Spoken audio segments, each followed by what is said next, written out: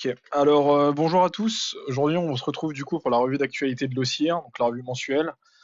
Quelques petits points. Donc la première, vous l'aurez sûrement marqué, mais c'est pas une revue en live. On a filmé ça, donc actuellement on est dimanche. On a essayé de filmer ça le plus tard possible pour couvrir le maximum de points d'actualité. Donc ça c'est le premier point. Le deuxième, forcément, il n'y a pas eu de revue d'actualité au mois de mars à cause ou grâce à la JSSI. Dans cette revue, on va couvrir 2 mois, donc le mois de mars et le mois de février. Donc, par exemple, vous allez le voir au niveau de Microsoft, on verra les deux patch Tuesday qui sont sortis, les deux derniers.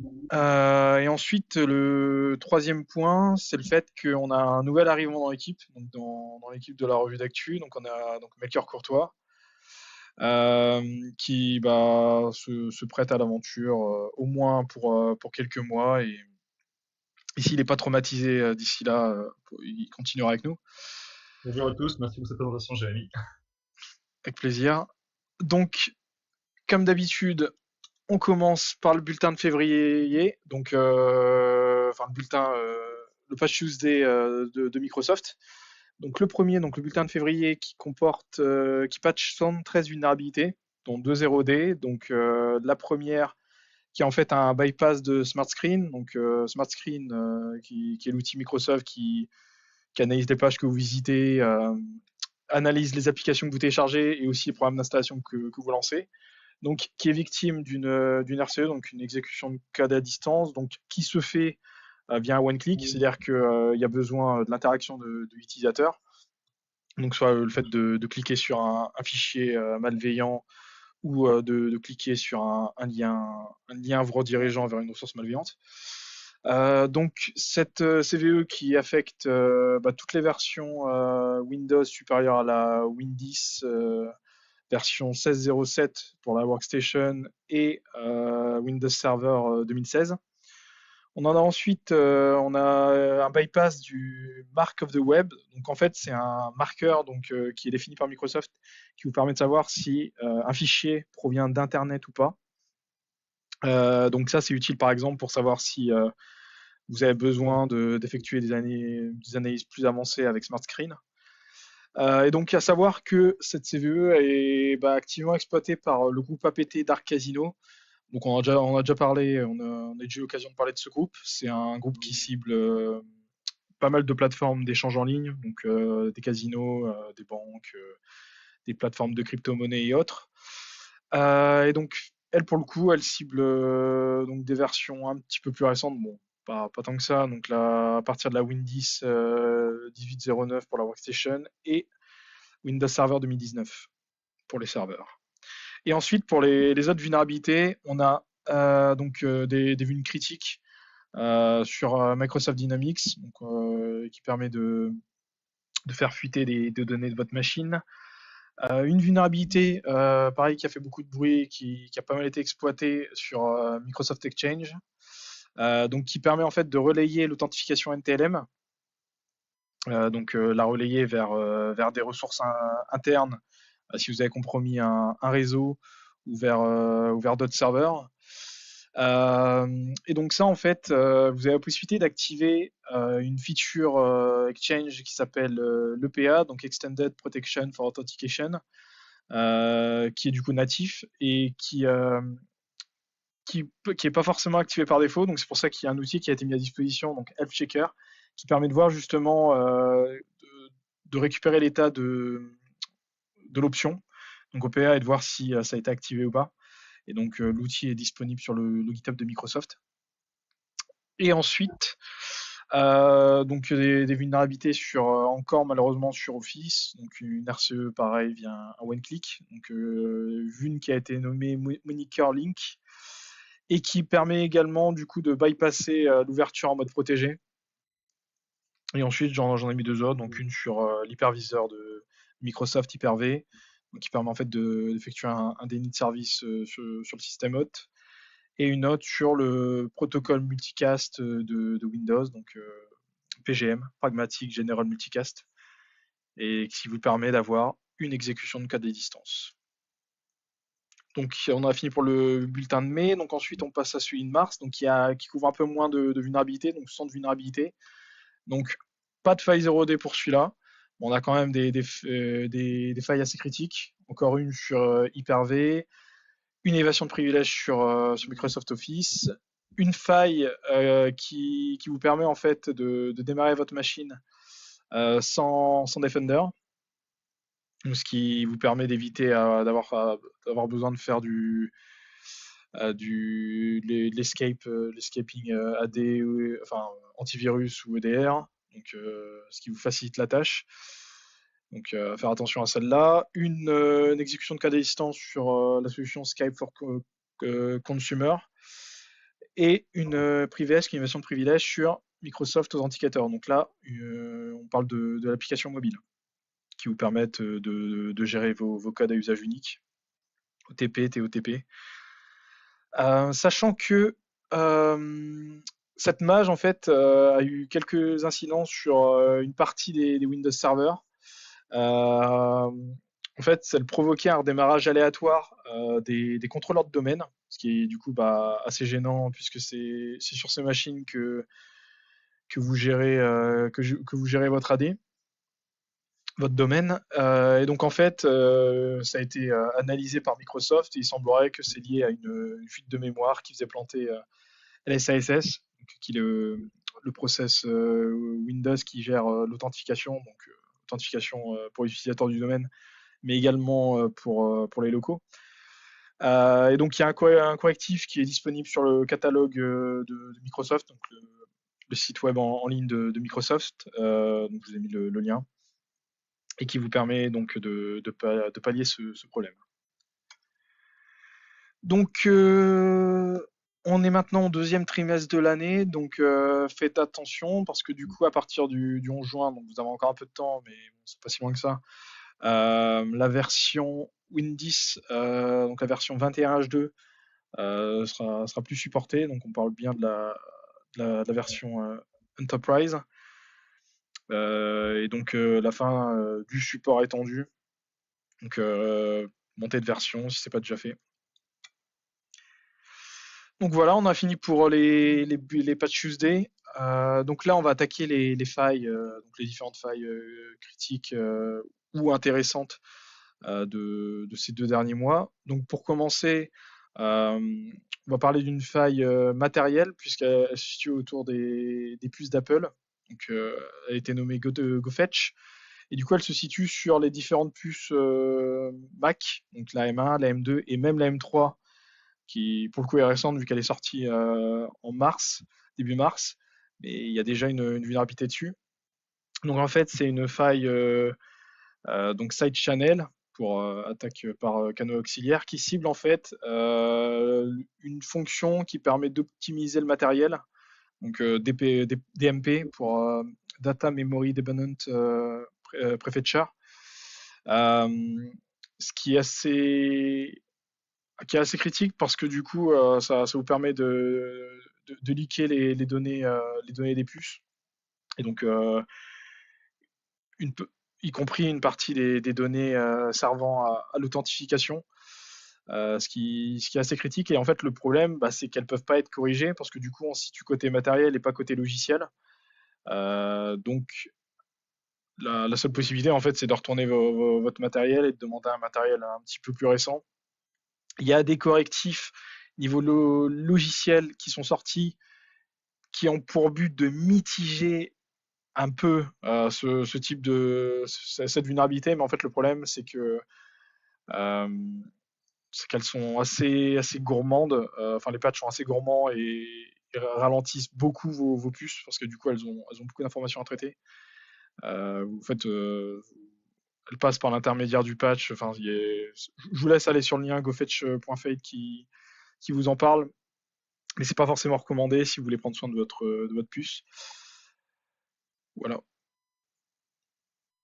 Côté NAS, on a eu 3 vulnérabilités qui sont sorties. Donc les 3 vulnérabilités sont des injections, sachant que la dernière est plus funeste que l'injection. Les 3 permettent la compromission des données du NAS. Il est impératif de faire les patchs le plus rapidement possible, notamment car la première est la plus critique, car elle permet de faire de faire une injection sans avoir besoin de s'authentifier, contrairement aux deux autres derrière. Ensuite, on a une exécution de code à distance sur la solution FortiClient EMS. Donc, c'est la solution SIEM de Fortinet.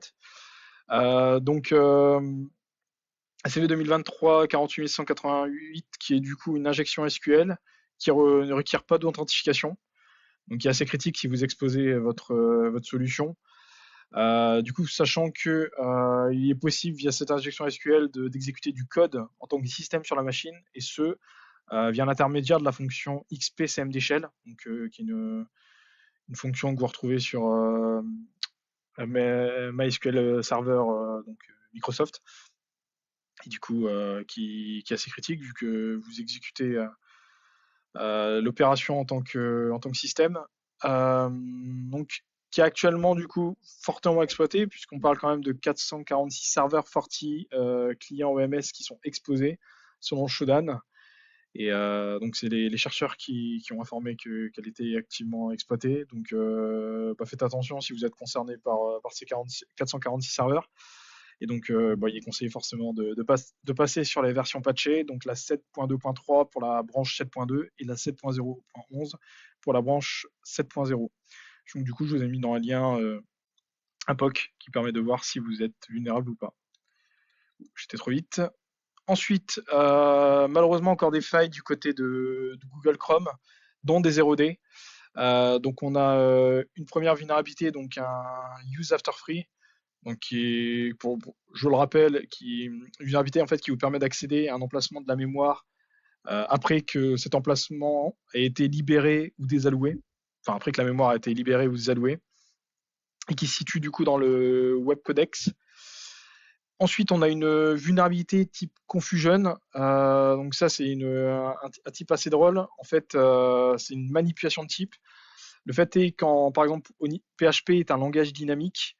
Donc en fait, lui, ce qui va être possible, en fait, c'est de déterminer le type d'une variable au moment de l'exécution du programme, alors que pour un programme statique, c'est plutôt au moment de la compilation qu'on va déterminer le type d'une variable. Et en fait, cette vulnérabilité joue sur cette possibilité en fait de manipuler les types de variables pour effectuer vos actions malveillantes. Je vous laisse chercher un petit peu plus loin si ça vous intéresse, mais c'est drôle comme type de vulnérabilité. Et donc pour Chrome, il est conseillé de monter de version. Donc vous avez les versions disponibles pour Windows, Mac et pour Linux. On a ensuite une vulnérabilité dans la librairie IO HTTP, donc qui est une librairie Python qui vous permet de faire de l'asynchrone, de gérer les requêtes HTTP de façon asynchrone, qui du coup, librairie qui est basée sur un framework Python d'async.io, qui gère les entrées et sorties. Donc c'est une faille type directory path transversal, donc qui permet, pour le coup en plus sans besoin d'être authentifié, d'accéder à des ressources du serveur. Donc ressources sensibles ou pas, n'importe quel type de ressources. Encore faut-il avoir du coup que l'utilisateur faisant fonctionner le serveur, enfin le compte de service, soit et ses permissions et des permissions assez restreintes pour limiter un maximum l'utilisation de ce type de vulnérabilité. Et donc toutes les versions inférieures à la 3.9.2 sont affectées du coup par la faille. Et il faut savoir que du coup cette vulnérabilité est actuellement exploitée par un groupe nommé Shadow Syndicate, qui du coup a été flagué bon nombre de fois pour tentative de scan et tentative d'exploitation. Donc je vous ai mis leurs IP, donc les IOC liés au groupe, donc si vous voulez les prendre en compte dans votre SOC.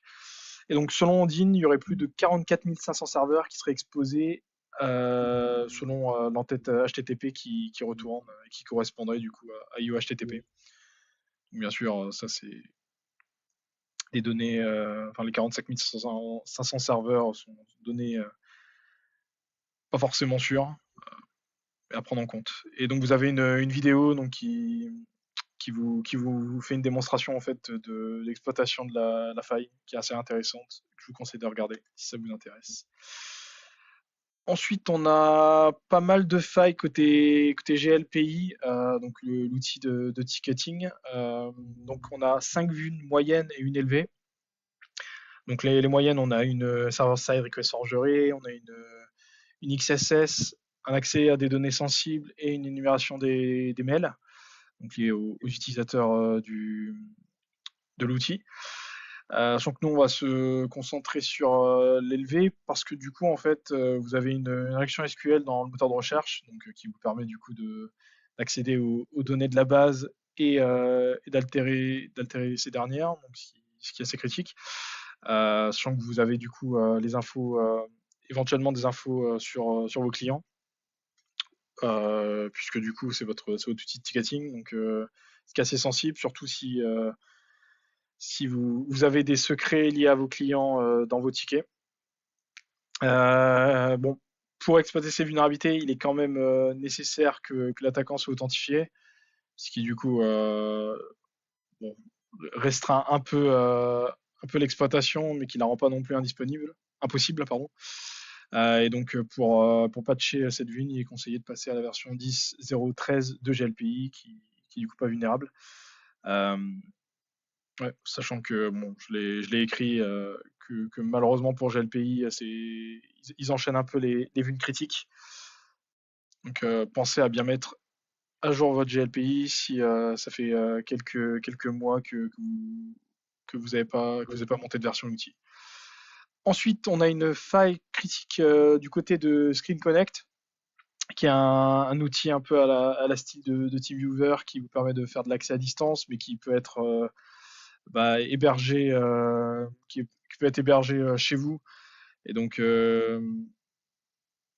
qui est assez intéressante comme solution, mais du coup qui du coup pour le coup vulnérable à une exécution de code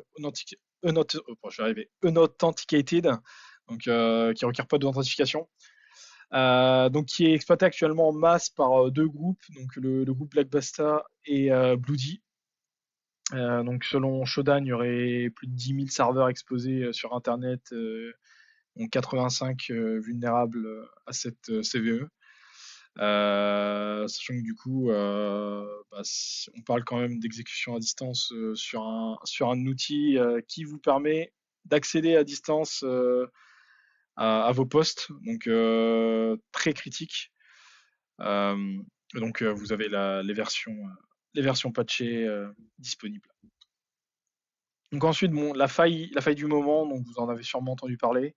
Donc la porte dérobée qui a été trouvée dans le projet XZ Utils, plus précisément dans la librairie libxNMA, qui du coup est utilisée pour faire de la compression de données. Donc en fait, il y a deux versions qui seraient impactées par cette faille, donc par cette porte dérobée, la 5.6.0, la 5.6.1. Donc vous allez sûrement vous demander comment ça se fait que pour un outil open source, une backdoor a été juste push et personne ne l'a remarqué. Mais en fait, la mise en place de la porte dérobée, enfin, la, la mise en place et l'application en fait se sont faits en plusieurs temps. Donc en fait, la porte dérobée a été déployée au mois de février par le biais en fait de fichiers .m4 obfusqués, donc qui étaient en fait qui ont été poussés par prétexte de correspondre à des jeux de test. Et la porte dérobée, elle, a été activée donc un mois après, en mars 2024. Et donc en fait, a été chercher les bouts de code dans ces fichiers .m4 pour du coup effectuer son action. Du coup, en fait, qu'est-ce qu'elle fait? Donc, je ne vais pas rentrer plus dans les détails au niveau de l'activation et du coup de ces fichiers M4 parce que vous avez d'excellents articles que vous trouvez tout en bas, dont un POC qui décrivent super bien toutes ces actions. Mais je vous dis juste côté général, en fait, ce que ça fait, bah, en fait, ça vous permet de détourner l'authentification SSH, parce que du coup, c'est utilisé par SSH, par OpenSSH pour être précis, en hardcodant une clé ED448 euh, de côté OpenSSH. Et en fait, via l'usage d'un certificat bien formé, donc vous pouvez exécuter, vous authentifier et exécuter dans la foulée du code côté serveur. Et c'est assez bien pensé, faut le dire. Et donc, la personne qui a l'origine de ça est un des deux principaux contributeurs du projet, donc qui est actif depuis 3 ans. Donc, bon, j'ai mis son pseudo, JA T75. Euh, donc, ce qui malheureusement fait beaucoup de bruit parce que ça remet en cause le principe de l'open source, même si le fait d'être open source ne veut pas forcément dire que le code est safe. Après, c'est votre responsabilité, la responsabilité des personnes qui utilisent les projets open source, de lire le contenu et de s'assurer qu'ils utilisent une application propre. Après, c'est vrai que quand on parle de projets avec des milliers, voire des millions de lignes de code, ça devient assez compliqué. Sachant qu'en plus, il faut théoriquement relire le code à chaque montée de version, ou au moins les commits, et de voir les changements qui ont été effectués. C'est vrai que ça demande un effort assez conséquent. Euh, Bon, de là à remettre en cause l'open source, on en est quand même un peu loin, mais c'est vrai que ça fait quand même beaucoup de bruit dans ce sens. Et heureusement, du coup, c'était trouvé par un ingénieur Microsoft, donc Andres Freund, qui a remarqué des latences lorsqu'il se connectait en SSH. Et donc, ça lui a donné envie d'investiguer le sujet, et du coup, de trouver ce qui a été listé plus tôt. Et donc, en fait, quand je vous ai dit qu'OpenSSH utilisait libzlma, c'est un peu un mensonge parce qu'en fait, OpenSSH n'utilise pas directement XZ. OpenSSH utilise libsystemd pour gérer les notifications, et libsystemd utilise libzlma. Donc, on fait face à une dépendance qui utilise une dépendance, et c'est à ce moment-là qu'OpenSSH est rendu vulnérable alors qu'il n'utilise pas libzlma à proprement parler. Et donc, heureusement, les versions du côté des biens, on a juste la version unstable et testing qui sont impactées par les versions vulnérables du projet XZUtils. Donc, on parle quand même de la testing, ça veut dire qu'on était à 2 doigts de passer sur la stable. Heureusement qu'Andres Freund a trouvé la lune. Bon, la version Fedora 41, malheureusement, et Rawhide sont impactés. Arch Linux aussi. Et il y a même, je ne l'ai pas mis, mais les versions Kali. J'ai pas la timeline exacte, mais on parle d'une version qui était disponible sur 2 mois l'année dernière, et qui du coup sont impactés, bon, sachant que si vous avez fait vos montées de version d'ici là, et puis on parle quand même de workstation, donc l'impact est moindre que pour un serveur. Donc voilà, je m'arrête sur ça pour ce point-là, parce que d'autres experts ont été beaucoup plus loin sur le sujet, sur l'investigation. Donc je vous laisse faire vos recherches sur ce sujet qui est quand même du coup assez intéressant, et qui est du coup un sujet assez controversé depuis quelques semaines. Voilà. Point suivant, certains d'entre vous utilisent peut-être le framework AI Ray, qui est un framework qui permet d'exécuter des charges de travail autour des modèles de machine learning et d'IA. Il faut savoir qu'il y a eu 5 vulnérabilités qui ont été découvertes en 2023. Sur ces 5 vulnérabilités, on n'a que 4 qui ont été corrigées, car la dernière n'a pas été considérée comme étant une faille selon les développeurs.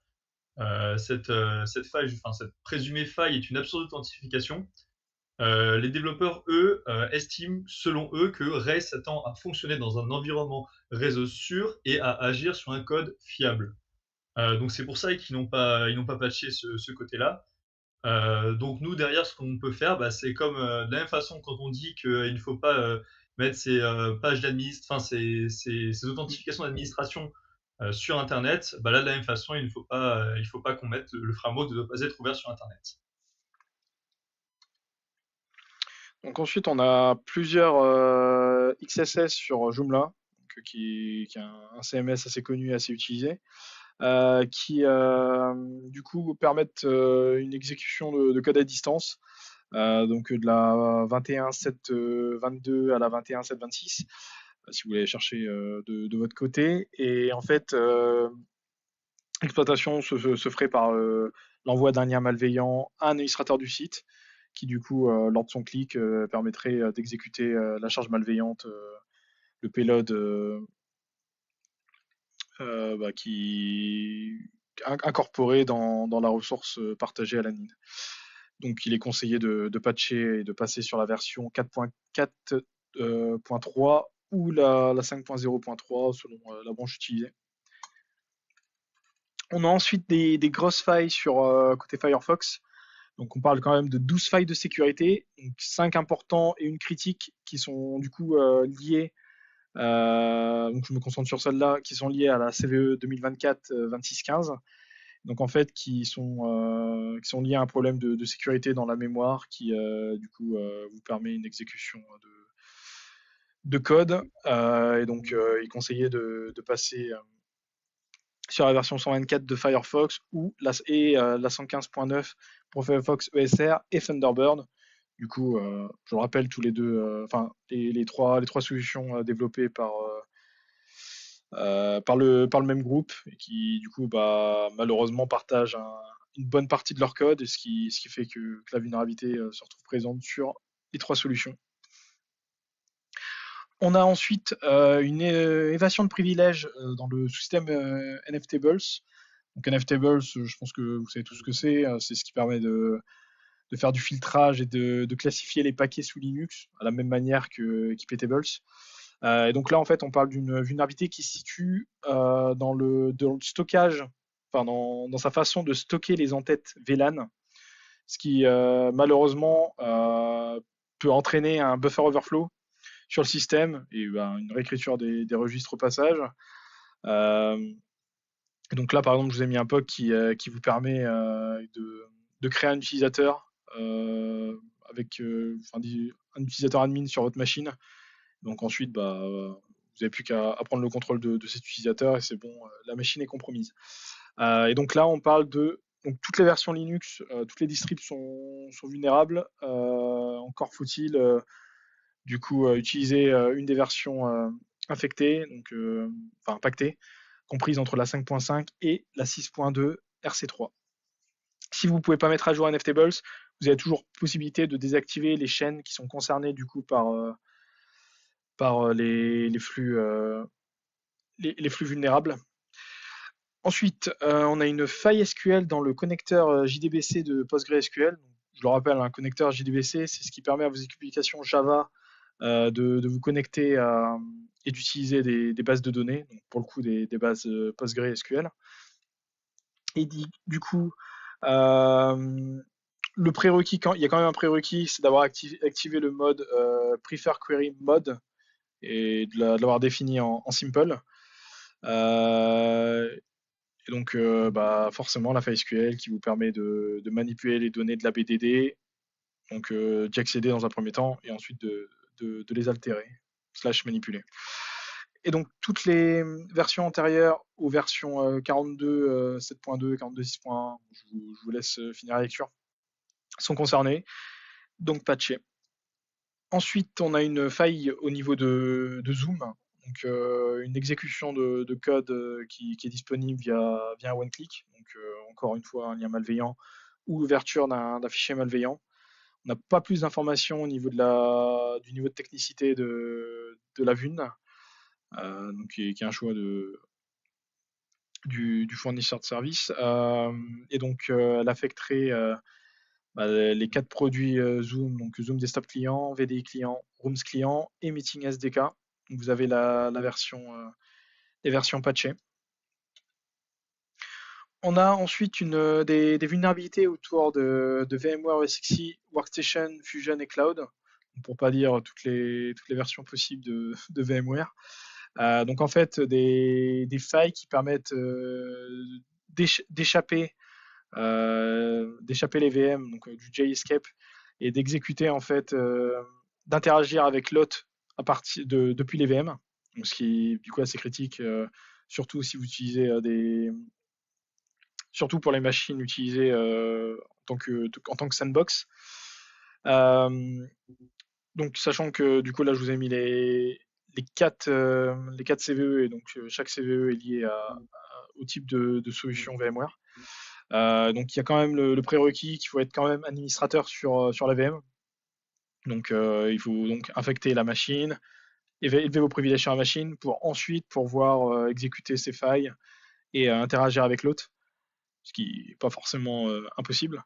Et donc là, au niveau des failles, on parle de use after free, donc, qui serait présent au niveau des contrôleurs XHCI et UHCI USB, qui sont en fait, qui permettent en fait au port USB de communiquer avec les appareils connectés sur la machine, sur la VM.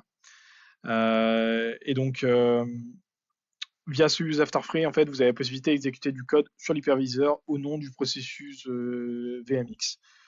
Donc, deux possibilités, soit vous mettez à jour, soit vous n'avez pas la possibilité de mettre à jour, et dans ce cas, vous pouvez retirer le contrôleur USB des VM pour du coup empêcher la liaison entre des appareils connectés et votre VM, et donc empêcher l'exploitation des contrôleurs, de la faille au niveau des contrôleurs cités plus tôt. Donc là, je vous ai mis un tableau parce qu'il y a quand même pas mal de versions vulnérables, donc je vous ai mis un tableau. Donc regardez si vous êtes vulnérable, et si c'est le cas, patcher si possible. Ensuite, là, on part du côté des failles réseau. Donc Ktrap, qui est une vulnérabilité qui se situe au niveau des requêtes DNS, et plus précisément au niveau de DNSSEC. Donc DNSSEC, je suppose que vous savez ce que c'est. C'est ce qui permet la mise en place d'une signature cryptographique, qui va s'ajouter à vos enregistrements DNS, ce qui va permettre de sécuriser, de sécuriser vos requêtes DNS, et du coup de les signer, donc de prouver leur légitimité. Et donc la vulnérabilité qui se situe plus exactement au niveau de son traitement des signatures.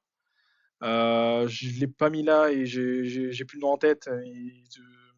Elle se situe au niveau de quelques algorithmes de chiffrement, de signature. Donc je vous laisserai aller regarder. Et donc là, en fait, juste via l'utilisation via la transmission d'un seul paquet, vous avez la possibilité, donc selon le serveur DNS qui est en face de vous, de faire traiter votre paquet entre 56 secondes à 16 heures. Donc, non, je vous l'ai pas mis là, mais je crois que 16 heures, c'est pour Bind. Donc, Bind qui est l'un des services DNS les plus connus et les plus utilisés. Donc, ce qui est quand même assez fou. Donc, via un seul paquet, vous monopolisez les ressources du serveur pendant 16 heures. Donc, je vous laisse imaginer si vous envoyez 2 paquets. Donc, qui est du coup vulnérabilité qui affecte pas seulement Bind, elle affecte aussi Bind 9, elle affecte DNS Mask, elle affecte Power DNS, le DNS qui est sur votre Windows Server, et j'en passe. Et donc, la norme DNSSEC n'a pas forcément énormément évolué depuis sa création, ce qui fait que théoriquement, Ktrap, et la vulnérabilité autour de Ktrap serait exploitable depuis 1999, donc au moment de la création de la norme, des normes liées de la création de DNSSEC. Et donc, selon après quelques recherches, il paraîtrait que moins 30% des utilisateurs du monde utiliseraient des résolveurs DNS qui seraient vulnérables à cette vulnérabilité. Ce qui est quand même assez incroyable. Donc si vous avez vous gérez vos serveurs DNS, donc que ce soit primaires ou secondaires, qui sont publics, ou même privés, pensez à du coup, prenez en compte le fait d'avoir DNSSEC d'activer et patcher dans un premier temps votre service. Si vous n'avez pas la possibilité, voyez s'il ne serait pas intéressant de désactiver DNSSEC temporairement. Sachant que du coup, Google et Cloudflare, donc, qui mettent à disposition leurs serveurs DNS, ont déjà désactivé, enfin ont déjà pris en compte, mis en place les mesures nécessaires pour pallier à cette vulne. Et voilà. Et du côté du DNS de Windows Server, ça a également été pris en compte au moment du déploiement grâce au Patch Tuesday de février.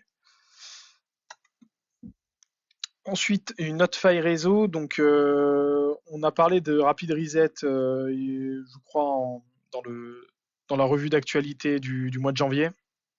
Donc qui était une vulne qui permettait d'effectuer des name services avec des temps records. Et là, on a à peu près la même chose. Donc toujours sur HTTP2, on a Continuation Flood, donc qui est en fait un ensemble de 9 failles de sécurité. Donc chaque faille étant liée à un type de service. Donc NG, HTTP2, AMPHP, Apache HTTP et j'en passe, du coup tous vulnérables au fait de mal gérer les requêtes HTTP2. Et donc là, juste en envoyant un paquet TCP, donc une trame extrêmement longue sur laquelle vous définissez pas en fait le headers end headers, vous permet en fait d'effectuer un DNS service auprès du serveur qui essaiera de traiter votre paquet, mais qui n'ayant pas de, en fait, si vous n'avez pas défini si vous n'avez pas défini de timeout à votre requête, va vous permettre en fait de monopoliser l'ensemble des ressources du serveur et de rendre off le service qui traite votre paquet. Ce qui est assez intéressant, je trouve, c'est que Cloudflare a mis en place, a fourni des stats quant à l'utilisation du type de requête HTTP. Et vous pouvez voir encore que 62% des serveurs web utilisent encore HTTP2, alors que HTTP3 est disponible. Donc je vous laisse de votre côté aller voir ce que vous utilisez du côté de vos serveurs HTTP. Donc là, c'est une vulnérabilité assez intéressante qui se situe donc au niveau des chargeurs sans fil. Donc une attaque qui a été nommée Botchamer et qui en fait se réalise par le biais d'injection IEMI, donc qui est donc interférence électromagnétique intentionnelle, qui va du coup être réalisée via un émetteur externe. Et donc c'est quoi le but de ce type d'attaque en fait? Soit de prendre le contrôle de votre assistance vocale, donc via la transmission en fait d'ordre, mais inaudible par l'oreille humaine. Donc soit dans un premier temps, soit contourner les mécanismes de protection donc liés à la norme QI. Donc la norme QI, c'est ce qui permet de normer tout ce qui est communication entre adaptateur d'alimentation, chargeur sans fil et appareil à charger, ou soit de détruire l'appareil qui est en train d'être rechargé via le mauvais traitement, du coup, la mauvaise réception de cette injection UAMI. Et forcément, du coup, vous pouvez détruire, même mettre l'appareil peut prendre feu, l'appareil qui est en train de recharger peut prendre feu, mais vous pouvez également altérer les appareils ou objets qui sont situés aux alentours de l'appareil rechargé. Et donc, dans les travaux des chercheurs, Ils ont du coup un petit peu poussé ça et ils ont dit que vous pouvez vous trouver dans une situation où vous voulez altérer, je sais pas, les clés de voiture ou le portefeuille qui se situera à côté du téléphone en train d'être chargé. Donc faites attention, ça demande quand même un peu de préparation parce que du coup vous devez quand même, il faut quand même qu'il y ait l'émetteur externe qui se situe à côté. Bon, est-ce que enfin, fournir un chargeur piégé ou un câble piégé, c'est quand même réalisable. C'est pas impossible. Et donc, les chercheurs justement auraient testé 7 appareils, donc 7 chargeurs sans fil. Et donc sur les 9 sont vulnérables. Donc, ils n'ont pas été plus loin dans les tests, mais donc il faut partir du postulat que presque tous les chargeurs sans fil sont vulnérables à ce type d'attaque. Donc dans les marques testées, on a Anker, Philips, Renesas et Huawei Beer. Donc je vous laisse aller voir les travaux des chercheurs si ça vous intéresse. On a ensuite des vulnérabilités qui ont été patchées du côté iOS. Donc, d'où les recommandations d'Apple de passer sur iOS 17.4 ou iPad 17.4 si vous utilisez un iPad. Donc, dans les vulnérabilités patchées, on a deux 0D, donc une qui se situe dans le kernel et une qui se situe dans RTKit. Et donc en fait, ces failles en fait qui contournent les protections actuellement présentes dans le kernel iOS. Il n'y a pas beaucoup plus d'informations techniques, ce qui est voulu par Apple. On va rester attentif, voir s'il y a des exploitations qui sont réalisées via, par le biais de ces 0D. Et si c'est le cas, on vous tiendra au courant. Et donc, Apple qui vanne également sur le sujet que, au-delà de pallier à ces deux 0D, ça vous permet également de profiter du passage, enfin des- ça vous permet de profiter de la conformité qui a été mise en place du côté d'Apple avec le DMA. Donc le DMA, si vous avez suivi un peu les actualités, qui est le Digital Market Act, donc qui a été évoqué, enfin qui est sorti en septembre 2022 et qui a pour but du coup de lutter contre tout ce qui est pratique anticoncurrentielle, donc des gens d'internet et de mettre en place un certain équilibre dans la, dans la, no- dans la nomination du marché numérique européen. Et donc, ce qui est assez intéressant, donc par exemple, ils ont mis en place la possibilité en fait de choisir son navigateur web par défaut, qui du coup sera plus forcément Safari, qui plus Safari par défaut, euh, et de prendre en charge tout ce qui est magasin d'applications tiers, donc pouvoir utiliser des magasins autres que l'Apple Store et d'autres mesures que j'ai pas listées dans ce point. Donc voilà au niveau des failles. Là, on va parler des piratages, enfin des événements marquants qui ont eu lieu durant ces 2 derniers mois. Donc on va commencer avec donc la CISA, donc c'est l'agence fédérale américaine qui a été victime également donc des failles Ivanti. Donc on en a parlé dans les anciennes revues d'actualité. Donc les failles Ivanti qui ont fait énormément de bruit, donc vulnérabilités qui se situent autour des solutions X Secure, donc Client Secure, VPN Secure et j'en passe, et qui du coup permettent un bypass d'authentification et de l'exécution de code sur la machine finale. Et donc il semblerait que même le CISA a été impacté par ces failles, donc deux de ces systèmes. Donc le premier étant celui qui permet de partager l'ensemble des outils d'évaluation cyber entre les entités américaines qui a été impacté, et l'autre qui héberge toutes les informations sur justement l'évaluation de la sécurité des installations chimiques, donc qui est quand même du coup un système assez sensible, et donc qui a été victime, qui sont du coup sensibles à ces failles. Donc forcément, ils ont pas évoqué d'éventuelles compromissions de ces systèmes, à voir du coup comment ils se sont rendus compte qu'ils étaient victimes de ces failles. Et donc, mais bon, selon eux, il n'y a eu aucun impact opérationnel, donc selon eux, ces données sensibles auraient pas fuité. À voir si c'est réellement vrai. Mais bon, pour eux, c'est un moyen de se mettre à niveau et de moderniser leur système, comme si c'était une grande nouvelle. Donc voilà, donc juste pour vous rassurer, si vous êtes victime de ces failles, bah, sachez que même des entités comme la CISA peuvent être impactées et sont impactées par ce type de vulnérabilité. Ensuite, on va parler de Acid Pour, donc, qui est un malware qui cible donc Linux, donc c'est un variant d'Acid Rain, si vous connaissez, donc qui est un data wiper, donc c'est un malware qui a pour but de tout détruire, donc de détruire l'ensemble des données hébergées sur la machine infectée.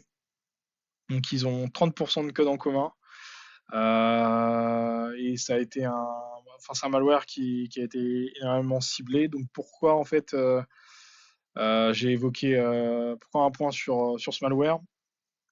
Donc déjà pour vous montrer que non, les malwares c'est pas seulement sur Windows, mais ça cible également des machines Linux.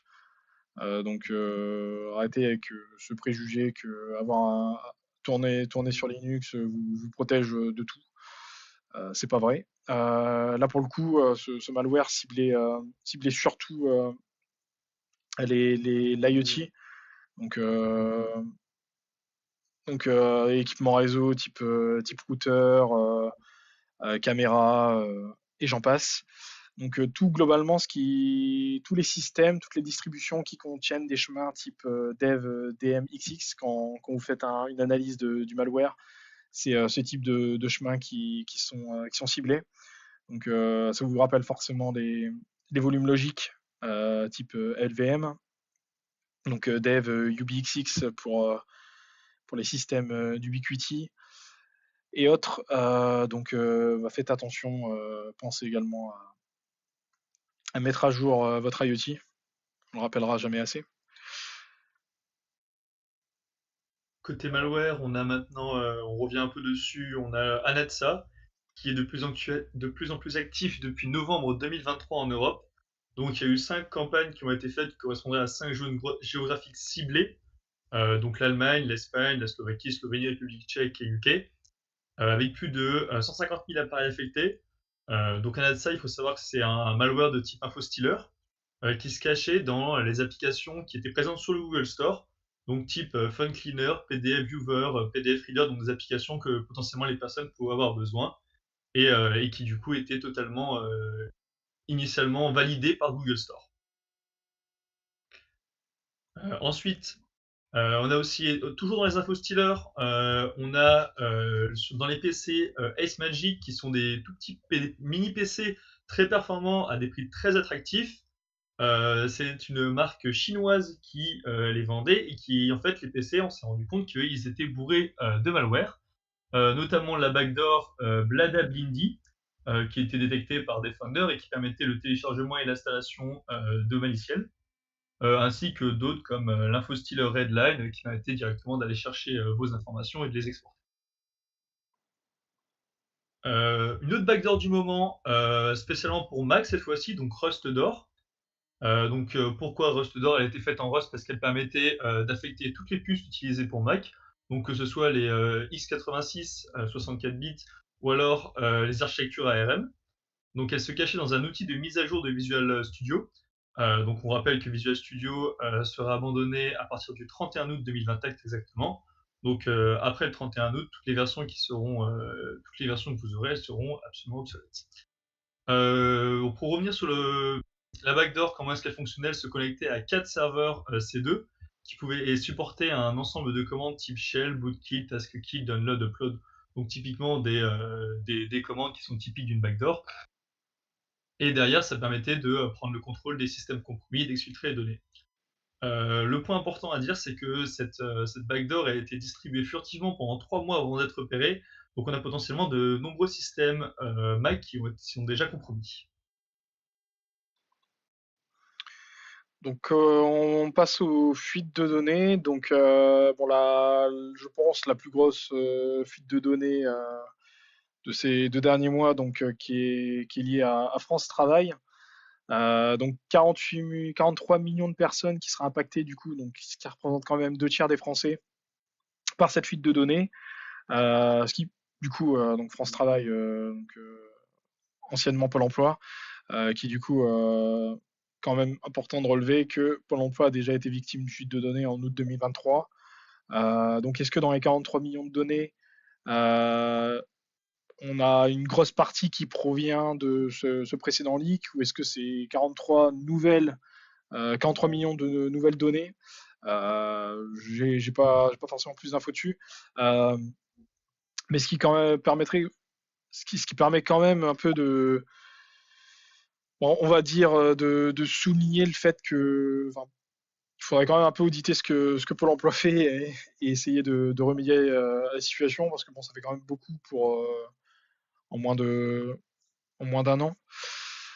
Donc, qui serait concerné du coup par ce type de données fuitées? On a du coup toutes les personnes qui sont actuellement inscrites auprès de France Travail, toutes les personnes qui ont été précédemment inscrites au cours des 20 dernières années, ce qui commence quand même à faire pas mal de personnes, et toutes les personnes qui sont pas encore inscrites, mais qui ont été sur la liste des demandeurs d'emploi, j'ai fait une faute, qui ont un compte sur francetravail.fr. Donc j'avais mis ça, donc ça m'a quand même un peu alerté quand j'ai vu ça. C'est un historique sur 20 ans, ce qui est quand même un peu beaucoup. Donc surtout quand vous regardez leur site, ils disent qu'en fait les données, enfin eux gardent pas les données plus de 10 ans, donc les données liées aux personnes, enfin à leurs utilisateurs. Sachant que j'ai vu qu'il y avait justement des personnes qui se posaient également la question, et qu'ils auraient eu des, des permissions assez spécifiques justement pour pouvoir garder autant de données. Bon, ça va dire que c'est pas mon domaine, mais ça alerte quand même un peu. Donc à voir si vous êtes juriste ou avocat, penchez-vous sur le sujet.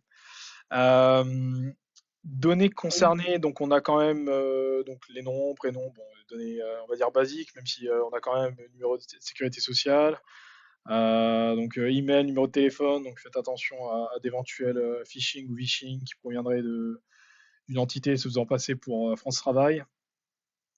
Donc lié à cette affaire, il y a eu trois jeunes suspects, donc jeunes pourquoi? Parce que c'est des c'est des gars de 20 ans qui ont été, autour des 20 ans, qui ont été mis en examen.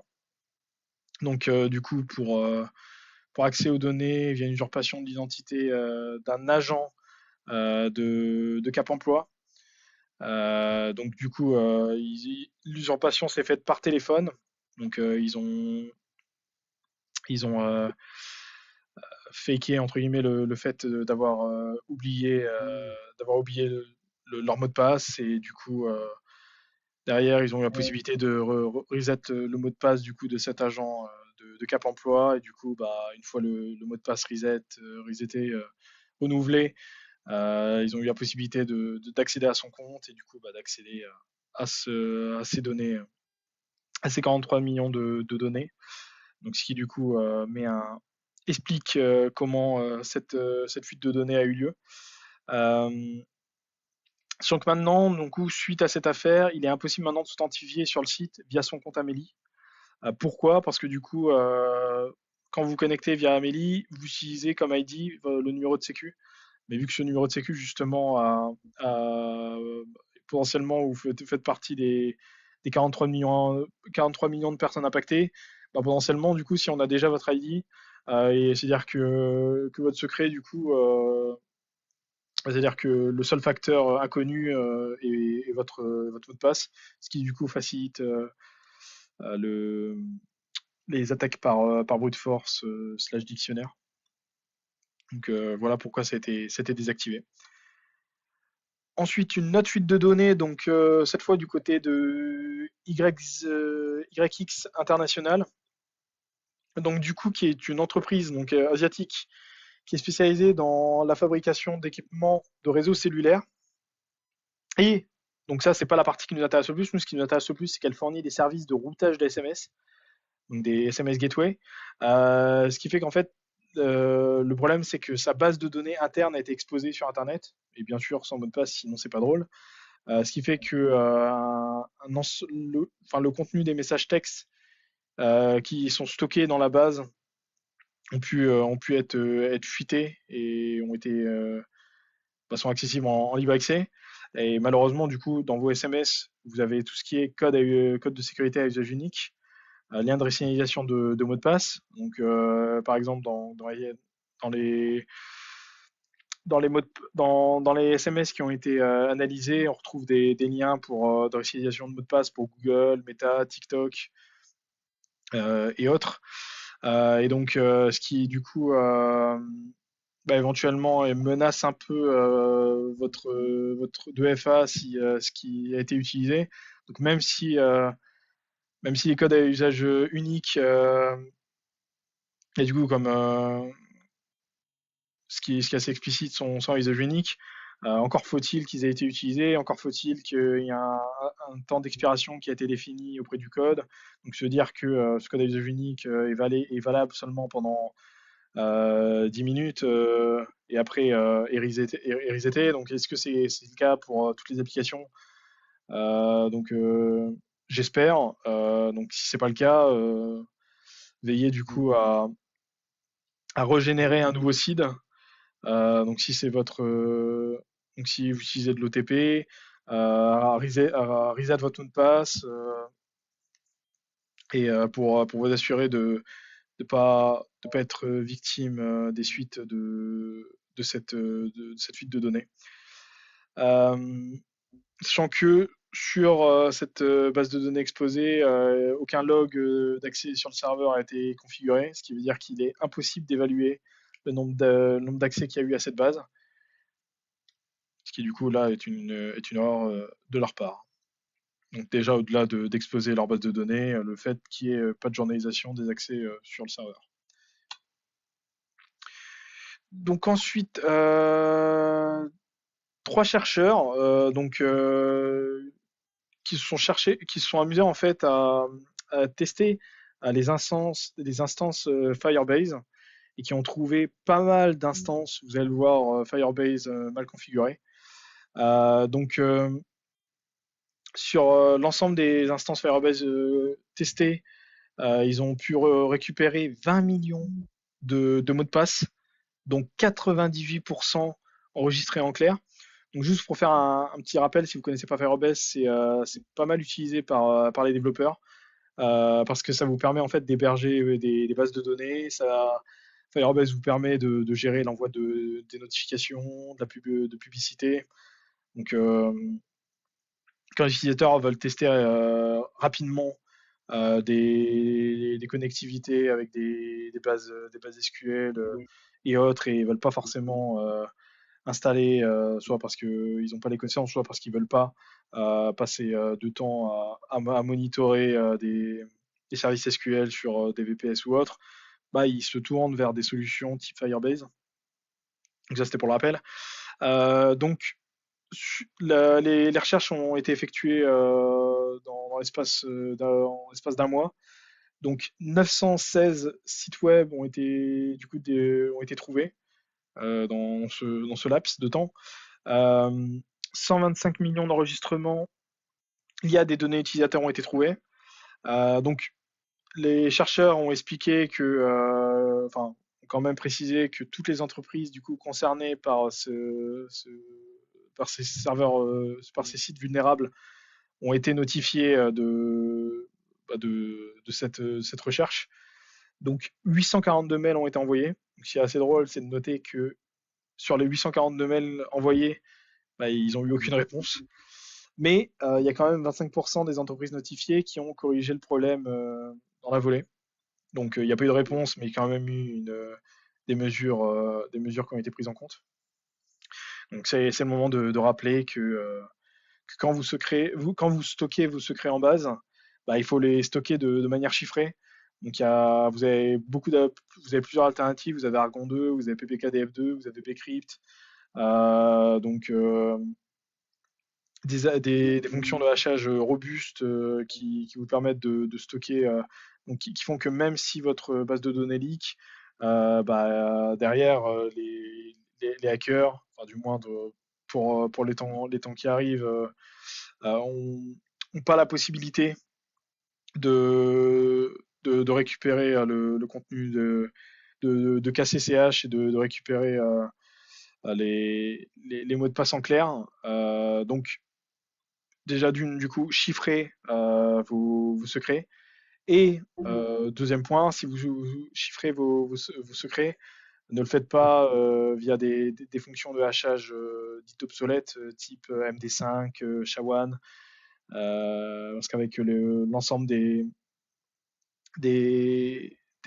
bases de données qui sont en libre accès sur Internet, bah, vous avez des dictionnaires gigantesques d'HMD5 et HSHA-1 qui ont été précalculés qui vous permettent du coup de retrouver un mot de passe. Encore faut-il évidemment que le mot de passe ne soit pas robuste, mais même sont déclarés comme étant obsolètes. Donc faites attention également si vous chiffrez vos secrets à les stocker de façon à utiliser des fonctions robustes. Alors, vous en avez tous entendu parler, mais par rapport au vol de PC qu'il y a eu concernant les informations pour les JO à venir. Donc, pour rappel, on avait eu un vol de PC dans un train le 26 février. La personne avait été condamnée à 7 mois d'emprisonnement. Le 1er mars, on a rebelote la même chose, donc un deuxième vol. Donc, cette fois-ci, c'est un petit peu différent avec une infraction physique sur la voiture de la secrétaire générale de l'hôpital à Viciennes. Donc là, la même chose, vol de PC, ce que c'est contenait simplement, et heureusement, uniquement les plans d'accès et de circulation des hôpitaux pendant les JO. Alors, ce sont ce qu'on appelle les informations qui sont dites sensibles, mais qui ne sont pas confidentielles. La CAF, donc on avait eu le groupe Lulsec en février qui avait revendiqué le piratage de 600 000 comptes, avec une photo où il montrait qu'il y avait 4 comptes qui avaient été piratés sur le site Bridge Forum. La CAF avait démenti un peu le truc en disant qu'il y avait uniquement ces 4 comptes qui avaient été piratés. On a eu la confirmation il y a 2 semaines qu'en réalité, effectivement, on avait bien des milliers de comptes qui avaient été piratés. Les accès aux comptes avaient été récupérés par phishing, vishing et certainement infostealer, ça ce n'est pas encore confirmé. Et depuis, ils ont fait une demande, ils ont indiqué aux comptes qui étaient concernés par cette compromission de faire un changement de mot de passe qui était obligatoire. Attention à ne pas push vos secrets. Il y a eu un rapport qui a été sorti concernant les secrets qui ont été déposés directement sur GitHub, où donc on a plus de 12 millions de secrets d'authentification qui sont disponibles. C'est une augmentation de 28% par rapport au rapport de 2022. La France est en 5e position, donc c'est pas génial du tout. Concernant ces secrets, on a des mots de passe de compte, des clés, des certificats, des jetons. Alors, ce qui est bien, c'est que GitHub a mis en place récemment une protection par défaut pour éviter justement ce genre d'exposition. Et nous avions déjà présenté lors de la revue de décembre une solution alternative qui avait été faite par GitGuardian, As My Secret Leaked, où vous pouvez aller voir ça sur le lien présent. Donc ensuite, donc on a fini au niveau des événements des événements marquants et néfastes qui ont eu lieu ces 2 derniers mois. Donc forcément, on a dû en oublier quelques-uns, mais on s'est concentré sur les principaux. Donc là, on va parler de deux publications qui sont sorties dans ce début 2024. Dans ce début d'année. Donc on a une première publication de cybermalveillance.gouv.fr qui du coup son rapport d'activité 2023. Et ce qui est intéressant de tirer, donc bien sûr, je vous conseille d'aller le lire. Donc là, je vous parle juste des chiffres les plus importants qui en ressortent. Euh, donc le fait qu'il y a eu 280 000 demandes d'assistance en cours de l'année, ce qui est du coup 15% de plus par rapport à 2022. Donc ce qui est plutôt encourageant que les gens... Enfin, qui est plutôt ce qui fait peur dans le sens où il y a plus le fait de faire une demande d'assistance, c'est-à-dire qu'il y a beaucoup de personnes qui sont impactées par des incidents cyber, mais plutôt encourageant dans le sens où les personnes font la démarche, prennent le temps d'effectuer une démarche auprès d'entreprises expertes dans le sujet cyber, et donc se sensibilisent au sujet et à la démarche cyber. Euh, et au niveau des tendances, donc du coup, que Cyberviolence euh, en retire, enfin les tendances majeures, on va dire. Donc, la principale menace tout public, du coup, ça reste l'hameçonnage. Donc, ce qui représente, donc, au niveau des 280 000 demandes d'assistance, 50 000. Donc, un bon pourcentage. Donc un bon pourcentage par rapport au nombre total de demandes d'assistance. Et ensuite, on retrouve le piratage de comptes, les attaques par rançongiciel. Et sous surveillance, le phénomène de 2023, donc qui est apparu et qui commence à prendre de plus en plus d'ampleur, c'est l'escroquerie aux faux conseillers bancaires, ce qui du coup souvent se fait par phishing, donc par vishing ou par phishing, sachant que il y a des nouvelles techniques qui sont apparues, comme le fait d'utiliser des modèles, d'utiliser l'IA dans ce type de démarche qui rend l'escroquerie plus réaliste, malheureusement, et crédibilise, on va dire, le faux conseiller qui est derrière l'attaque. Et ensuite, pour la deuxième publication, on retrouve le panorama de la cybermenace de l'ANSSI. Donc pareil, comme cybermalveillance, selon ANSSI, les attaques par ransomware sont toujours au top des menaces cyber. Donc, ce qui représente, enfin du coup, les attaques par ransomware sont 30% plus présentes par rapport à celles aux attaques de 2022. Donc les sources majeures, donc ça c'est important. On voit que Logbit, puis Blablacat sont du coup les sources majeures des attaques par ransomware. On aura l'occasion de reparler de Logbit un petit peu plus tard dans la présentation. Et donc les principales cibles sont surprises. On a les TPE, les PME et les ETI. Ensuite, on a les collectivités locales territoriales. Et ensuite, les établissements de santé, qui représentent quand même un dixième des cibles des attaques par ransomware. Et donc, comment se font ces attaques par ransomware? Donc, par l'exploitation de vulnérabilité, par 0D, par 1D, etc. Donc ensuite, on l'a déjà vu, mais la France a déjà été la cible de pas mal de données de services. Donc, que ce soit les agences, certaines entités critiques ou essentielles qui ont été du coup cibles de ce type d'attaque. Et donc, selon ANSSI, la France pourrait être encore plus la cible de ce type d'attaque, et du coup, forcément à l'occasion des Jeux Olympiques, pour décrédibiliser et pour impacter un maximum l'image de la France. Euh, donc, elle a aussi ressortir du coup son top 5 des vulnérabilités, donc qu'elle a eu l'occasion de rencontrer au cours de ces réponses à incidents. Donc on retrouve donc les vunes, bonne partie de vunes qui ont été abordées au cours de l'année par le CIR. Donc les vulnérabilités autour j'ai fait une faute de VMware Sexy, les vulnérabilités autour de MoveIT, les vulnérabilités autour de Citrix. Donc, vous retrouvez les 5 vulnérabilités à droite dans le tableau. Et donc, l'ANSSI prend très à cœur les menaces autour des Jeux Olympiques. Et c'est pour ça qu'elle a prévu dans sa roadmap d'auditer un maximum et d'accompagner au maximum les entités du coup impliquées dans les Jeux Olympiques.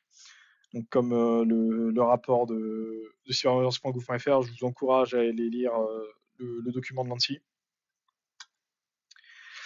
Donc là, on va parler un peu de quelques outils. Donc là, un premier outil qui est plus enfin, qui est du coup conseillé pour les red teams. Donc un outil qui va vous permettre d'espionner des appareils via le Bluetooth. Via une attaque nommée Blue Spy. Donc en fait, il y a toute une utilisation de la chaîne d'infection qui est faite, donc qui va de l'identification de l'appareil à son appairage. Donc l'appairage nécessite l'utilisation d'une feature nommée JustWorks. Donc en fait, c'est un modèle de couplage qui a été conçu pour simplifier le processus de jumelage entre deux appareils Bluetooth. Donc c'est utilisé par exemple pour les appareils qui ne possèdent pas d'interface et du coup pour lesquels il n'est pas possible d'afficher ou de saisir un code PIN. Donc cet appairage se fait sans validation auprès de l'utilisateur. Donc ce qui est bien pour les appareils type casque audio, enceinte Bluetooth et autres, mais qui du coup limite un peu le niveau de sécurité. Et donc, en fait, Blue Spy, du coup, qui automatise toute cette chaîne d'infection, va vous permettre de de récupérer le son qui est généré sur l'appareil cible. Donc là, par exemple, on peut penser au casque audio, de sauvegarder le son et de l'exporter. Et donc ensuite, de récupérer ce qui a été dit par le biais de l'appareil infecté. Et donc ça, c'est un outil qui a été développé par Tarlogic. Vous avez le lien vers leur outil et vers la documentation de la vulnérabilité exploitée. Donc qui du coup, je l'ai peut-être pas assez dit, mais du coup qui se centralise, qui se focalise sur la feature JustWorks. Donc si c'est pas utilisé, si elle n'est pas utilisée, vous en faites pas, vous ne serez pas impacté. Et donc, Tarlogic qui se permet de faire quelques recommandations et de rappeler que pour avoir un système d'appairage robuste, il est nécessaire déjà de forcer la demande de l'appairage auprès de l'utilisateur. Donc, l'utilisateur doit pouvoir valider l'appairage. Quand il y a une demande d'appairage, il doit être notifié. Donc, par exemple, pour un casque, il doit y avoir un petit son qui indique qu'il y a un appairage qui vient d'être effectué. Et la possibilité, donc là on ne situe plus au niveau de la partie identification de l'appareil, il doit être possible de pouvoir activer ou désactiver l'état de découvrabilité et la possibilité du coup de pouvoir dire non, je ne veux pas qu'actuellement mon appareil puisse s'appairer avec un autre appareil. On a eu une avancée concernant l'outil de déchiffrement pour le ransomware Ricida. Donc, c'est une équipe coréenne de 5 chercheurs de l'université de Kookmin, ou Kookmin Mine, je suis désolé pour la prononciation, en collaboration avec la KISA, donc la KISA qui est l'agence de la sécurité de l'Internet coréen. Donc, ils ont développé un outil de déchiffrement qui fonctionne à l'aide, plutôt à cause d'une vulnérabilité dans le schéma de chiffrement du ransomware en question. Car la vulnérabilité se situe au niveau de l'heure du système qui était utilisée pour générer la clé de chiffrement. Donc il faut savoir que c'est un ransomware qui avait fait ses premières apparitions il y a à peu près un an, en mai 2023. Ses victimes les plus connues sont la British Library, donc la grande librairie de Londres, et de nombreux hôpitaux et cliniques. Et on les remercie beaucoup pour cet outil. Donc on en a fini avec les événements majeurs qui incluent les orties et les outils qui étaient intéressants de vous notifier. Et donc là, on va juste rapidement vous faire un point sur les conférences intéressantes à venir et celles qui sont malheureusement passées. Donc pour celles passées, on a la DEFCON, la JSSI, Corinne, on a le FIC. Et donc à venir, Samba, la conférence Samba XP, donc tournée autour de l'outil Samba AD. qui du coup aura lieu en distanciel pendant 2 jours. On a la BotConf qui aura lieu pendant 3 jours fin avril à Nice. On a le Stick début juin, on a Pass de Salt début juillet et le Hack donc compile pour sa 20e édition qui aura également lieu début juillet. Et donc, pour finir sur les points un peu troll ou même divers qui n'avaient pas leur place dans les catégories précédentes, on va commencer avec une feature qui est sortie sur X, une fonctionnalité en fait qui est activée par défaut et qui fait que presque n'importe qui en fait peut vous appeler. C'est une feature dans vos paramètres, donc activer les appels audio et vidéo. Donc je vous conseille forcément de désactiver, mais qui est désactivé quand même par défaut si vous avez désactivé vos messages privés. Et donc en fait, n'importe qui ayant un compte premium, donc je le rappelle ces 3 $, donc c'est pas très compliqué d'avoir un compte premium, peut vous appeler, donc que vous soyez premium ou non. Donc il y a quand même quelques prérequis. Donc il faut que vous suivez. Ok. Pardon, je relis en même temps. J'ai fait ce point il y a un peu de temps. Uniquement les personnes que vous suivez peuvent vous appeler. Donc ça, c'est pas si vous êtes un type de personne qui suit tout le monde, qui follow back. On va dire que ce prérequis est facile à, à avoir, à remplir. Et il faut que vous ayez au moins échangé un message privé avec la personne. Donc, ce qui me paraît pas non plus être une grande mesure de sécurité. Et donc, le problème, si n'importe qui peut vous appeler, c'est que déjà, vous pouvez lui leak votre IP assez facilement ou les données ou des données liées à votre opérateur. Donc, ce qui est quand même un peu gênant, juste à cause d'une feature activée par défaut. Et donc, bon, je dis que c'est gênant, mais après, ça dépend. Ça peut être utile dans le cas par exemple, de Zint, dans la recherche d'informations sur des comptes un peu sensibles ou malveillants. Ça peut être à prendre en compte dans ce cas-là. Mais bon, dans le cas d'utilisateurs comme vous et moi, c'est un peu gênant. Et donc, pensez à désactiver cette option si vous utilisez l'application X sur votre mobile. Vainqueur encore du concours Pwn to Own Synactive, donc bravo à eux. Cette année, le thème c'était automobile, donc le but c'était de trouver des vulnérabilités permettant de prendre le contrôle du véhicule. Ils ont réussi à exploiter jusqu'à 8 failles, donc 4 vulnérabilités au niveau des chargeurs de véhicules, une au niveau de l'autoradio par USB, une au niveau de l'OS par USB aussi, et ensuite derrière ils ont réussi à exploiter 2 vulnérabilités qui étaient liées à Tesla. Donc vous pouvez retrouver le détail de leur côté sur leur site, où ils ont mis exactement ce qu'ils ont fait et comment est-ce qu'ils ont réussi à faire ça. Microsoft, ils ont publié récemment le Copilot for Security, donc le 1er avril, et non, ce n'est pas une blague. C'est ce qu'ils appellent une IA générative for Cyber Security. Alors ils ont bien fait le truc dans le sens où c'est nativement intégrable aux outils Microsoft type 365, Defender, XDR. De ce qu'on a vu, ça permet un gain de temps et un traitement des incidents. Par contre, on n'a eu aucune information sur nos données. Donc, qu'est-ce qu'ils en font et est-ce que c'est intégré quelque part dans leur politique de sécurité? Donc là, je suppose que vous attendez beaucoup ce point. Donc c'est une histoire digne d'une série Netflix. Donc l'histoire autour de Lockbit, donc qui est un groupe ransomware qui devrait plus être présenté parce que malheureusement est un groupe un groupe très actif dans le domaine du ransomware. La preuve en est même Lancy évoque le groupe.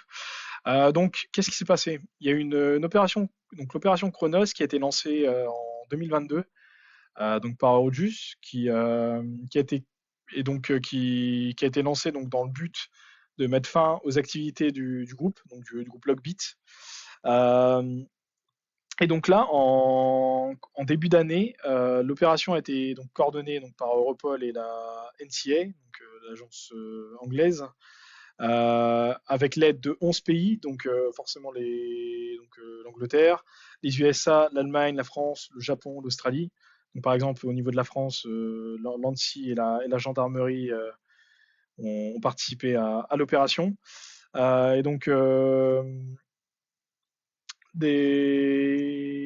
l'opération a été un grand succès parce que du coup, 34 serveurs de Lockbit ont été stoppés donc à travers le monde. 200 comptes de crypto-monnaies ont été gelés. 14 000 comptes en ligne donc, qui utilisés par les membres du groupe ont été fermés. 1000 clés de déchiffrement ont pu être récupérées, ce qui a permis à la volée le développement d'un outil qui a été rendu disponible sur le site No More Ransom et qui vous permet du coup d'éventuellement, si vous avez été une cible du groupe, de pouvoir récupérer vos données, du moins une partie. Donc si vous êtes parmi les chanceux, vous êtes parmi les 1000 les 1000 clés de chiffrement récupérées concernées. Et également, cette opération a mené à l'arrestation de 2 membres, donc un en Ukraine et un en Pologne, donc dans l'inverse, un en Pologne et un en Ukraine. Donc on peut dire que c'est un succès, même si la tête du groupe n'a pas été arrêtée, donc Lockbit Sup, donc, qui est le chef du groupe, donc qui a un peu communiqué à la suite de cette histoire, qui apparemment évoquait le fait que tout a la chaîne de, on va dire, enfin, l'opération, le succès de l'opération a été réalisé grâce à l'exploitation d'une vulnérabilité PHP, donc la CVE 2023 3824, qui du coup est un défaut de contrôle dans la mémoire lors du chargement d'un certain type d'archives au niveau du VHP, donc des archives point phare, et qui permettent en fait de pouvoir exécuter du code sur la machine. Ce qui du coup a été exploité et a permis aux différents membres de l'opération d'accéder à un de leurs serveurs, puis à l'ensemble enfin à 34 de leurs serveurs. Et donc Lockbit, donc qui en rigole un peu et qui dit qu'après avoir nagé dans l'argent pendant 5 ans, bah, il est devenu un peu paresseux et c'est pour ça que certains de leurs serveurs sont un peu sont vulnérables à ce type de vulnérabilité. Donc forcément, il essaye de sauver l'image de l'entreprise. Au niveau de Lockbit, on peut parler d'entreprise vu la gestion de l'entreprise, le fait d'avoir un support, un service marketing, toute une suite R&D, c'est ce qui est quand même assez fou. Et donc le FBI qui a quand même profité de sa victoire. Donc là, vous pouvez voir tout à droite. Donc parmi les 34 serveurs stoppés, on a par exemple l'ancien site vitrine de Lockbit. Donc vous pouvez voir justement dans l'image en haut à droite une capture du site vitrine de Lockbit après la saisie lors de l'opération Chronos. Donc qui du coup expliquait un peu ce qui s'était passé. Et ce qui est assez drôle, c'est qu'ils avaient même mis un compteur en disant au bout de, je sais plus, quelques jours, on leak l'identité de Lockbitsup, donc le chef de Lockbit. Et donc, une fois le compteur terminé, bah, son identité n'a pas été dévoilée parce qu'ils n'avaient pas l'information, mais on va dire que c'était plus pour mettre un coup de pression auprès du chef. Et donc, bon, vous avez l'info également sur la capture, mais ça a été du coup déclaré par le FBI. Donc, dans le cadre de TOCRP, donc de la Transnational Organized Crime Rewards Program, donc un programme qui vise à sanctionner et à démanteler les organisations criminelles transnationales. Du coup, le FBI propose 15 millions de dollars en échange de quelconque information permettant l'arrestation de log Bitsup. Donc éventuellement, si donc soit vous continuez à jouer à l'euro million, soit vous pouvez tenter un changement de carrière et essayer de choper des informations contre cette personne qui vaudra son pesant d'or. Ce qui du coup montre l'intérêt qu'a le FBI auprès de ce groupe.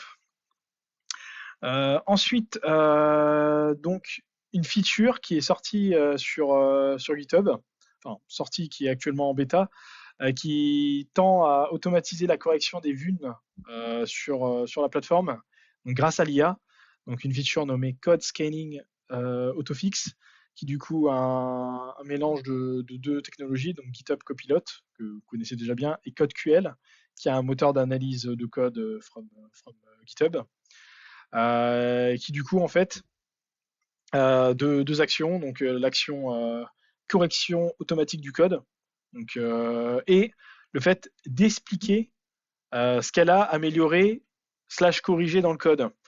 Voilà, vous avez une capture par exemple tout en bas à droite, donc donc un échappement de l'entrée rec query.name en utilisant la fonction escape en JS, et elle explique du coup que ça permet d'empêcher une vulnérabilité type XSS. Donc vous avez, en expliquant du coup la fonction qu'elle a utilisée, de quelle librairie ça vient. Donc vous avez toutes ces explications. Donc ce qui du coup est assez intéressant parce que les développeurs déjà peuvent accepter, modifier, rejeter les propositions de l'IA. Mais derrière, en fait, il peut, même s'il l'accepte, il peut du coup évoluer, mûrir et du coup prendre en compte l'axe d'amélioration que lui propose l'IA pour du coup l'appliquer lui-même dans ses futurs projets. Donc c'est assez intéressant cet aspect-là, dans cette vision-là, sachant que peut-être qu'avec ce type de feature, on peut éviter des futurs cas, des futurs backdoor X, Z et du coup faire un bond dans le dans le déploiement continu d'applications open source. Donc actuellement, la feature est activée sur tous les dépôts privés des utilisateurs de GitHub Advanced Security. Et pour les autres, c'est en bêta. Donc à vous de décider si vous voulez l'activer ou pas. Et sachant qu'actuellement, la feature prend en charge le langage JS, TypeScript, Java, Python. Et d'ici les mois à venir, on prendra également en charge C# et Logo. Donc ensuite, donc Magica, donc un outil qui est développé par Google, donc qui permet en fait de faire de l'identification de fichiers, donc que ce soit des fichiers binaires ou textuels. Donc Google l'utilise actuellement. C'est vrai que lui, j'aurais pu le mettre dans la catégorie outils. Même outil SOC, parce que du coup c'est intéressant de l'utiliser comme ce que fait Google sur ses outils Gmail, Drive, Safe Browsing et sur Virus Total. Parce que du coup, je le rappelle, mais Virus Total a été racheté par Google. Donc ce qui est assez intéressant en fait, c'est selon les outils que vous utilisez, par exemple auprès de vos serveurs de mail, de récupérer, de récupérer les mails, récupérer les liens. Donc là, pour le coup, les liens, les traiter directement via Virus Total, ou et pour tout ce qui est fichier pièces jointes, soit de les envoyer sur Virus Total, soit les traiter avec des solutions du coup comme Magica, qui du coup peut être utilisé dans un environnement sandbox, et du coup être installé en tant que paquet Python, donc via un pipe, ou utiliser sa version en ligne, donc du coup hébergé sur un site de Google, enfin hébergé sur Git, pardon, donc Google GitHub.io, et puis du coup qui a l'air d'être une solution qui marche très bien. Vous avez les stats tout en bas, donc avec ses alternatives, donc ExifTool, l'outil File, les FileMagick, Trim. Et donc vous voyez, donc quasiment au niveau des stats, on est à minimum 97% de taux de réussite. sachant qu'on est à plus 30% en termes de réussite par rapport aux fichiers binaires, si je ne me trompe pas. Et donc là, vous avez un exemple de sortie aussi, donc une capture pour un cas récursif. Vous voyez, du coup, pour chaque fichier, vous avez son type. Donc je trouve ça assez propre. Et je vous conseille d'au moins le tester, parce qu'il a l'air de valoir le coup. Ensuite, un point qui tourne autour des cookies de session. Donc là, pour le coup, c'est développé par Google, qui veut protéger les cookies de session utilisés sur son navigateur, donc sur Chrome. Et donc, vous le savez très bien, mais le problème du stockage des cookies de session, c'est que s'ils sont stockés sur votre machine, un infostealer peut facilement les récupérer, ce qui est même effectué et peut poser quelques problèmes. Et donc Google est en train de développer une nouvelle feature, donc le Device Bound Session Credentials, donc qui est une feature open source. Je vous ai mis le lien à un Git, et qui en fait a pour but de chiffrer vos cookies de session grâce à une biclée qui sera du coup stockée sur votre puce TPM. Donc, bien sûr, faut que vous ayez une puce TPM sur votre machine, mais c'est quasiment devenu un standard. Déjà, si vous utilisez un Windows 11, vous avez forcément une puce TPM, même une puce TPM 2.0. Et donc, vous aurez du coup une biclée par cookie de session. Oui, je dis par session, mais du coup par cookie de session. Et du coup, ce qui permet qu'en fait, même si un info stealer vole vos cookies de session, et si derrière l'attaquant n'a pas vos biclés, il aura pas de possibilité de faire quelque chose de votre cookie de session. Donc, ce qui est du coup assez incroyable et du coup représente une réelle solution à ce type de problème. Sachant que donc, ce qui a été évalué, que l'outil avait un taux d'erreur de l'ordre de 0,001%. Donc, je pense que cette marge d'erreur est envisageable pour les mesures qu'elle apporte. Et donc, je l'ai dit, l'outil est actuellement en cours de développement et vous pouvez utiliser la version expérimentale donc directement depuis votre navigateur en allant dans Chrome /flags et en activant l'option qui s'appelle Enable Bound Session Credentials.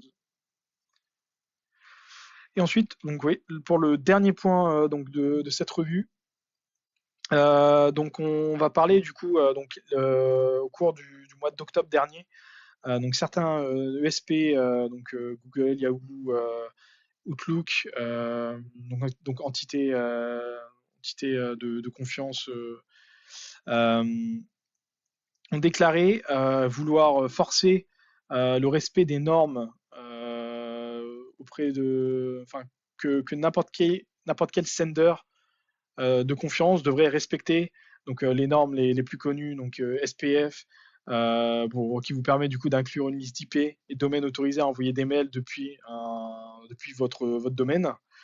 DKIM, il vous permet de chiffrer, de signer automatiquement les mails que vous envoyez et du coup qui rend disponible votre clé publique depuis des enregistrements TXT et des marques qui indique ce que doit faire un serveur de mail dans le cas où les résultats de SPF et d'EKIM ne sont pas forcément concluants. Et donc, ces ESP veulent forcer le respect de ces normes. Sinon, donc, ce qui est le cas depuis avril 2024, donc c'est pareil, c'est pas un poisson d'avril. Sinon, ils rejettent vos mails. Donc, c'est-à-dire que ils vous forcent à respecter ces normes.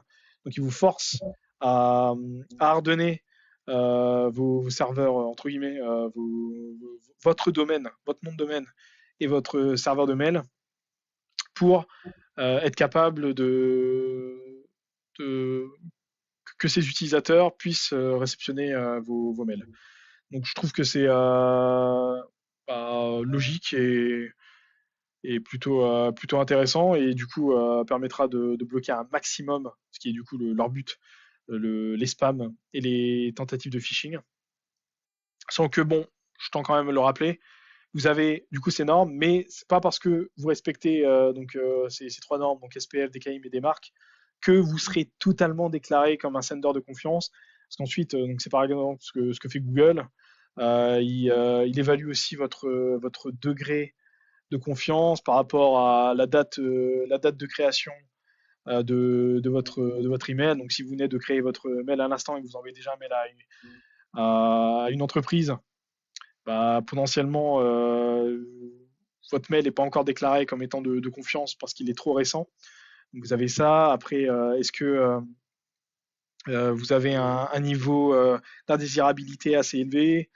Est-ce que vous arrivez régulièrement dans les spams? Et donc, il y a d'autres critères qui sont pris en compte, mais ça, on va dire que c'est le niveau 1 demandé par les ESP. Et donc là, je vous ai mis par exemple une ressource, donc mailtester.com, qui vous permet du coup d'évaluer votre niveau d'indésirabilité et qui permet en même temps de tester la mise en place des, euh, de SPF, des KIM et des marques, si vous l'avez mis en place, si vous les avez mis en place. Voilà, bah du coup, bah, la prochaine réunion du coup le 14 mai 2024, donc cette revue d'actualité est terminée. Du coup, bah, des questions, forcément, je vais vous en demander vu que cette vidéo est du coup est préenregistrée. Bah, après, si vous avez réellement des questions, n'hésitez pas à envoyer des mails ou à les garder pour les futures revues. Donc j'espère que ce format vous a pas trop dérangé et puis bah merci pour votre écoute et puis on se donne rendez-vous le 14 Merci. mai. Merci, au revoir. Au revoir.